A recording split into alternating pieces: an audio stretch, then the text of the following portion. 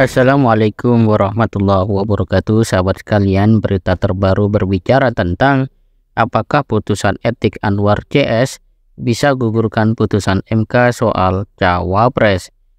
Seperti dilansir CNN Indonesia, Majelis Kehormatan Mahkamah Konstitusi (MK) di bawah Chimli As-Siddiqi saat ini dalam proses finalisasi putusan etik 9 hakim MK, termasuk Ketua MK Anwar Usman, terkait putusan syarat batas usia Capres-Cawapres. Chimli akan mengumumkan hasil pemeriksaan 9 Majelis MK Selasa 6 November alias besok. Sahabat sekalian, santer berita menyebutkan bahwa MK akan memberikan keputusan yang secara tidak langsung ataupun langsung menunjukkan ada semacam pelanggaran etik yang dilakukan oleh Mahkamah Konstitusi, dalam hal ini adalah para hakim. Putusan MK itu meski demikian tidak boleh mengubah putusan MK, karena itu mandat undang-undang dari Undang-Undang MK dalam Undang-Undang 1945 seperti disampaikan oleh Julius kepada cnnindonesia.com Minggu 5 November. Sahabat sekalian, lalu apa arti daripada kerja MK itu?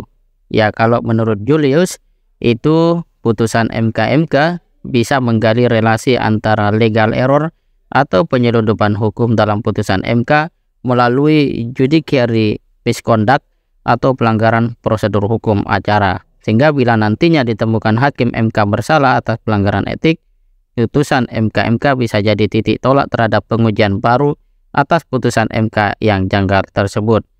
Menurutnya, putusan MK bisa dan harus jadi titik tolak terhadap pengujian baru atas putusan MK yang penuh pelanggaran dan kejanggalan tadi.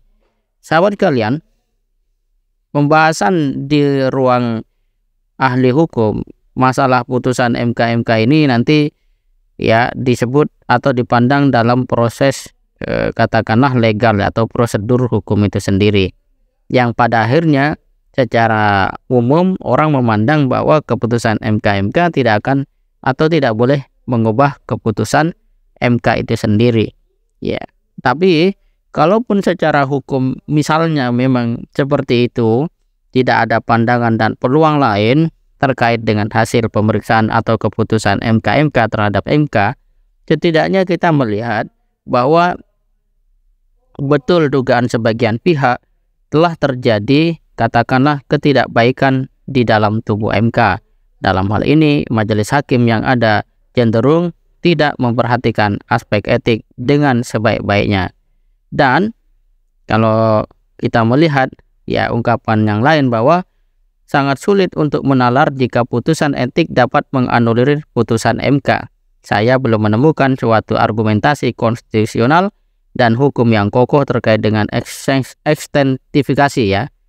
ekstensifikasi produk putusan lembaga etik dapat membatalkan produk putusan MK. Yaitu memang menjadi katakanlah kajian para ahli kaitan dengan itu semua. Dan kita sebagai rakyat sebenarnya tidak terlalu peduli apakah nanti akan mengubah putusan MK atau tidak secara prosedur hukum, tetapi yang kita tahu kalau ternyata putusan MK memandang bahwa hasil keputusan dari hakim MK itu tidak tepat secara etik dan seterusnya, maka kita cukup mengetahui bahwa memang betul terjadi masalah di dalam tubuh MK yang sedemikian rupa, yang kalau itu tidak diatasi atau tidak diselesaikan, minimal langkah dari MK ini adalah sesuatu yang saya kira bisa memberikan satu titik jernih dalam soal yang mungkin publik tidak bisa menjangkaunya.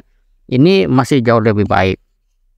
Nah, soal nanti apakah akan mengubah atau tidak, saya kira masyarakat cukup mengetahui bahwa memang ada persoalan di dalam tubuh MK itu.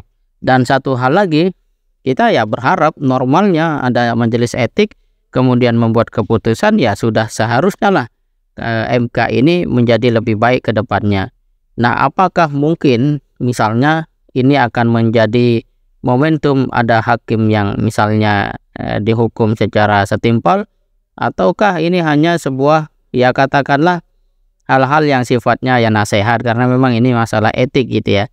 Nah, kalau misalnya tidak ada ketegasan juga, atau ini bisa menjadi satu bahan untuk rekonstruksi hukum terkait dengan MK di masa yang akan datang, saya kira itu menarik. Dan sebagai sebuah proses, memang kita harus menghargai apa yang sedang terjadi saat ini, sembari kita semua melihat dengan ya terbuka dan sepakat bahwa memang MK mestinya menjadi lebih baik, bukan malah seperti yang selama ini kita lihat atau kita saksikan, yang mana pada akhirnya masyarakat menyebut bahwa Mahkamah Konstitusi benarkah telah berubah menjadi Mahkamah Keluarga.